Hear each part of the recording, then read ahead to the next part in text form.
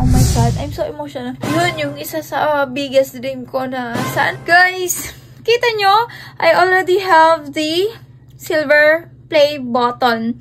And that is all because of all of you, my subscribers. So guys, the purpose of this vlog po pala, no, talagang gusto ko lang mag-formally thank you sa lahat ng nag-subscribe sa akin.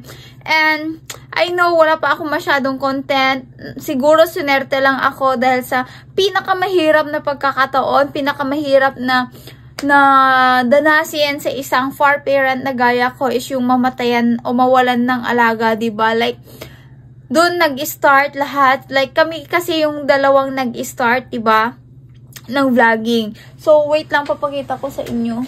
So, ayan, alam nyo naman, kilala nyo naman na namatayan ako ng alaga, diba? Which is si Gucci nga. So, sa kanya, nag-umpisa lahat ng pangarap. Dati, nangangarap lang ako na gusto kong mag-video, gusto kong itry yung pag-YouTube. Kasi nga, parang may nakita ako dati na yung pinsan ng asawa ko, ganyan. Sumasahod siya, batang-bata pa lang siya. So, bakit ako, matanda na, which is I'm 28 years old na ngayon. And ngayon pa lang ako nag-i-start. And, alam mo yun, it's not too late pa naman eh, kasi bata pa, may pag-asa pa. At kahit anong edad natin, diba, may mga iba nga nagiging successful pag nasa 70s na sila, diba? So, habang bata pa tayo, habang malakas pa tayo, gumawa tayo ng mga paraan para sa ganun, mas mailabas natin yung mga ideas natin. Kasi, ako nangangarap lang talaga ako na maging mayaman, gusto kong maging mayaman, gusto kong maging successful, pero anong way, sa papaanong paraan? So sana, eto, the purpose of this vlog is my advice to my future self or yung my questions to my future self. Hi, okay. Guys, so this is Gucci. Sabi ko nga, sa pinakamahirap na pagkakataon na paraan, kinuha ni God sa akin si Gucci. So, sobrang na-depress ako. And, syempre, pinost ko siya sa YouTube. And, yun nga, nag-viral siya. Pero, syempre, hindi tayo, may kanya-kanya tayong kwento ng buhay kung paano magiging successful. Pero, this vlog is para 3 years from now. So, this is 2025, 26, 27, 28. So, 2028, March 2028, babalikan ko tong video na to at titignan natin kung lahat ba ng questions ko ngayon is masasagot after 3 years. Okay? Hi guys! First, question ko, Miss Donna, ano nakalagayan mo after ng 3 years? This is 2028. Ano na? Nasaan ka na? Naging successful ka na ba? Nag-fail ka ba sa ginagawa mong to? Saan ka na ngayon? Miss Donna, meron ka bang narating sa pag-vlog? Meron ka bang narating sa mga pangarap mo? Nakatira ka pa rin ba ngayon dito sa bahay na to? Miss Donna, after 3 years ba, mapapauwi mo na yung mama mo? Like, makakauwi na ba siya from overseas? Kasi, guys, alam niyo ba na mula bata ako, lumaki ako na walang parents. Walang parents, walang nanay sa tabi ko. So, syempre, I'm longing of a mother na, alam mo yun, oh my God, I'm so emotional. Syempre, mahirap talaga kasi na, alam mo yun, lumaki na walang mama sa tabi. Like, sobrang hirap. May inggit ka talaga sa mga kaklase mo na buti pa sa kanila may nag-aalaga, buti pa sa kanila ganito. Diba? So, nainggit ako. So, one of my dreams is talagang mapauwi siya. Yung uwi na siya, yung totally magkasama kami. Kasi, hindi na, alam mo yun, hindi naman pabata ng pabata ang isang tao, diba? So, patanda tayo ng patanda. So, kailangan natin silang makapiling, ganyan. I'm so sorry.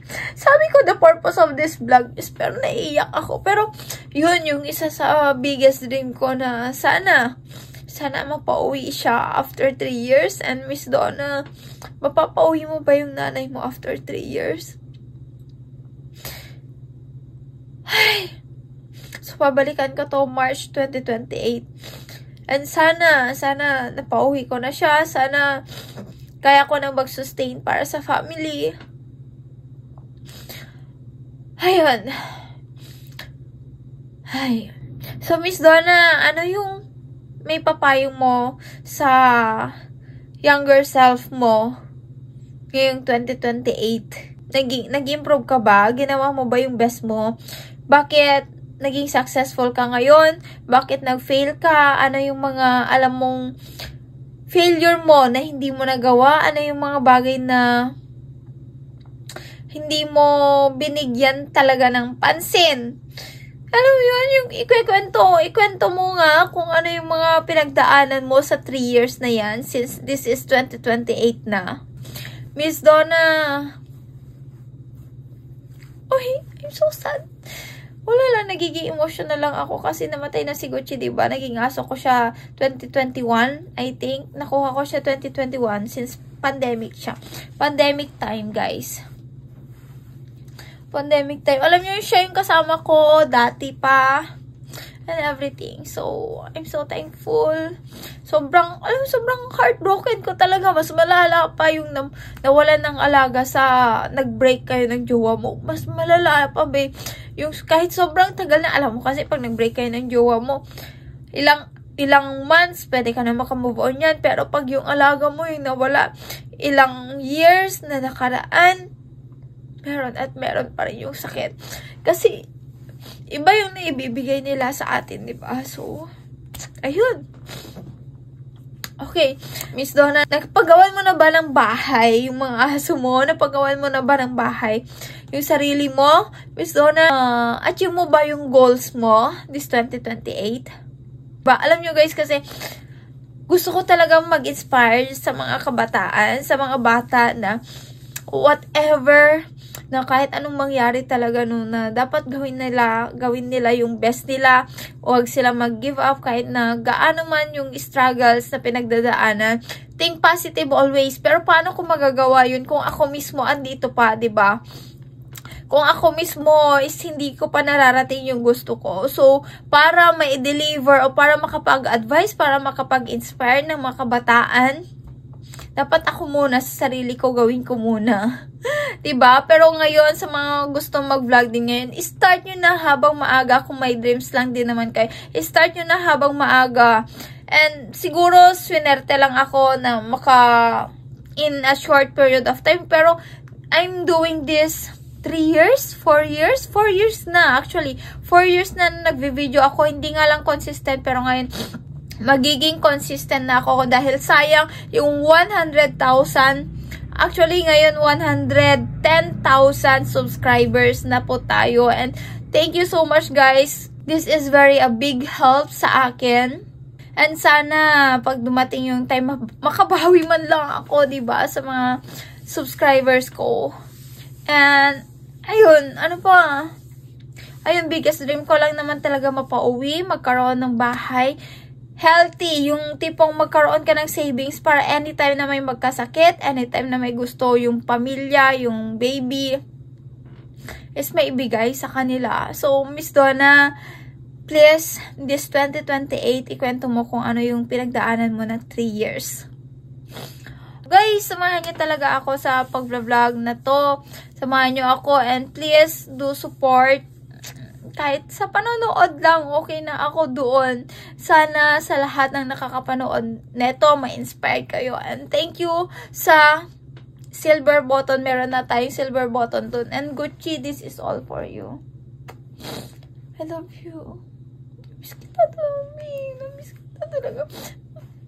Alam mo yun, yung lagi ko siyang yakap-yakap, ganoon. Dati talaga, lagi ko siyang katabi, lagi ko siyang niyakap. Lagi, alam mo yun, gusto niya nagpapakamot, gusto niya nagpapalambing talaga, kaya yun yung namimiss ko sa kanya nung malala. Wala ganun talaga ang life. Masakit lang syempre, pero alam mo yun, pagdadaanan lahat ng far parents to so pinakamasaklap kasi talaga na mangyari, diba? Yung mawalan ng alaga. So, I cannot. Pero, syempre, unti-unti yan matatanggap. Time will heal. Oras lang talaga yung makakapagpa-heal ng lahat. Lalo na pag ganito na na-attach ka ng sobra sa kanila. Sobrang hirap. I promise.